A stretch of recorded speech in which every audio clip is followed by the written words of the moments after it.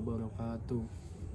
Perkenalkan, nama saya Pandu Panji Asmoro, dan berikut ini video hasil penelitian saya tentang studi kasus infrastruktur TI dan perkembangan teknologi telekomunikasi yang mengambil materi tentang kasus gempa bumi dan tsunami di Palu, Sulawesi Tengah.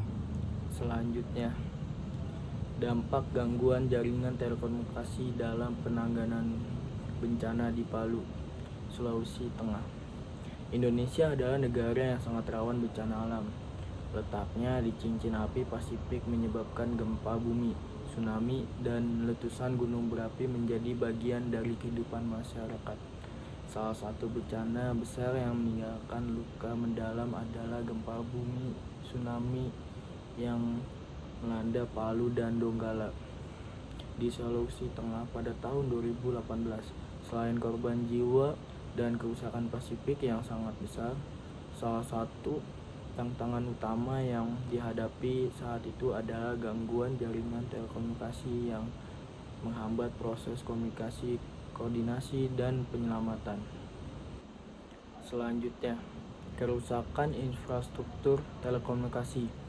Pada tanggal 28 September 2018, gempa berkekuatan 7,4 skala Richter mengguncang Palu dan Donggala, diikuti oleh tsunami dengan gelombang setinggi 6 meter. Dalam hitungan detik, infrastruktur telekomunikasi di wilayah tersebut mengalami kerusakan berat.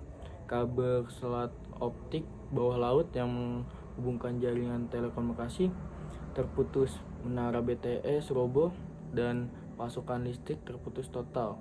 Gangguan ini menyebabkan jaringan telekomunikasi, internet, dan layanan komunikasi lainnya lumpuh hampir sepenuhnya.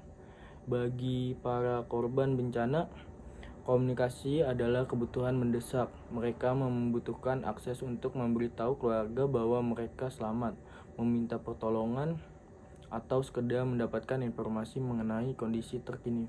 Namun dengan jaringan yang lumpuh, mereka tersilosasi dalam keadaan penuh ketidakpastian. Bahkan mereka yang menggunakan aplikasi pesan instan seperti WhatsApp atau media sosial seperti Facebook dan Twitter tidak dapat akses layanan ini karena jaringan internet tidak tersedia. Selanjutnya, dampak pada korban bencana. Tidak hanya korban yang terdampak, tim penyelamat seperti Badan Nasional Penanggulangan Bencana, tim SAR, dan relawan juga menghadapi kesulitan luar biasa. Koordinasi antar instansi menjadi sangat lambat karena mereka tidak dapat menggunakan jalur komunikasi yang biasa andal. Proses evakuasi korban, distribusi bantuan, dan penyusunan strategi penyelamatan berkendala memperbentuk situasi di lapangan. Akibatnya bantuan yang sebenarnya tersedia menjadi terlambat tiba di lokasi-lokasi terdampak yang paling membutuhkan.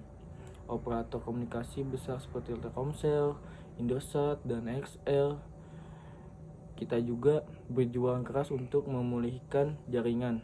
Mereka harus mengirimkan peralatan tambahan seperti mobil BTS ke lokasi yang membutuhkan. Waktu karena akses jalan juga banyak yang terputus. Upaya ini membantu bagian wilayah kembali memiliki jaringan, tetapi cakupan dan kapasitasnya sangat terbatas. Tidak cukup untuk melayani kebutuhan komunikasi ribuan orang di daerah terdampak. Selanjutnya, dampak pada tim penyelamat. Koordinasi antar instansi menjadi sangat lambat karena mereka tidak dapat menggunakan jalur komunikasi yang sangat biasanya handal. Proses evakuasi korban, distribusi bantuan, dan penyusunan strategi penyelamatan terkendala, memperbentuk situasi di lapangan. Akibatnya, bantuan yang sebenarnya tersedia menjadi terlambat tiba di lokasi-lokasi terdampak yang paling membutuhkan. Selanjutnya ada upaya pemulihan telekomunikasi. Operator telekomunikasi besar seperti Telkomsel, Indosat, XL, Axiata juga berjuang keras untuk memulihkan jaringan. Mereka harus mengirimkan peralatan tambahan seperti mobil BTS, menara telekomunikasi bergerak ke lokasi yang membutuhkan waktu karena akses jalan juga banyak yang terputus. Upaya ini membantu sebagai wilayah kembali memiliki jaringan, tetapi cakupan dan kepastiannya sangat terbatas, tidak cukup untuk melayani kebutuhan komunikasi ribuan orang di daerah terdampak. Selanjutnya, pelajaran yang dipetik. Kasus gempa bumi di Palu memberikan pelajaran berharga bahwa kita tidak hanya harus membangun infrastruktur telekomunikasi yang canggih, tapi juga kita harus membangun yang tangguh dan inklusif. Kita perlu memastikan bahwa di saat paling penting, ketika komunikasi yang sangat dibutuhkan, jaringan telekomunikasi dapat tetap berfungsi. Untuk ketika komunikasi yang sangat dibutuhkan, jaringan telekomunikasi dapat tetap berfungsi untuk menyelamatkan nyawa dan mengurangi dampak bencana.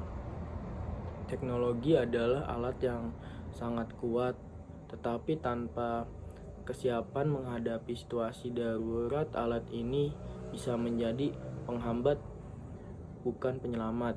Dengan belajar dari kasus ini, Indonesia dapat bergerak menuju sistem telekomunikasi yang lebih tangguh, memastikan bahwa setiap individu memiliki akses komunikasi yang andal di saat-saat yang paling penting.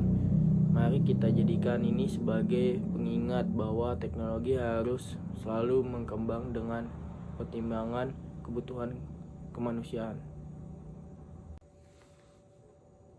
Selanjutnya ada solusi dan rekomendasi. Bangun infrastruktur telekomunikasi yang tangguh, gunakan sumber energi terbarukan untuk mendukung jaringan, lakukan simulasi dan pelatihan rutin untuk kesiapan menghadapi bencana, pastikan komunikasi Anda di saat-saat yang penting. Selanjutnya ada penutup. Kasus gempa bumi di Palu mengingatkan kita bahwa teknologi adalah alat penting dalam penggunaan bencana.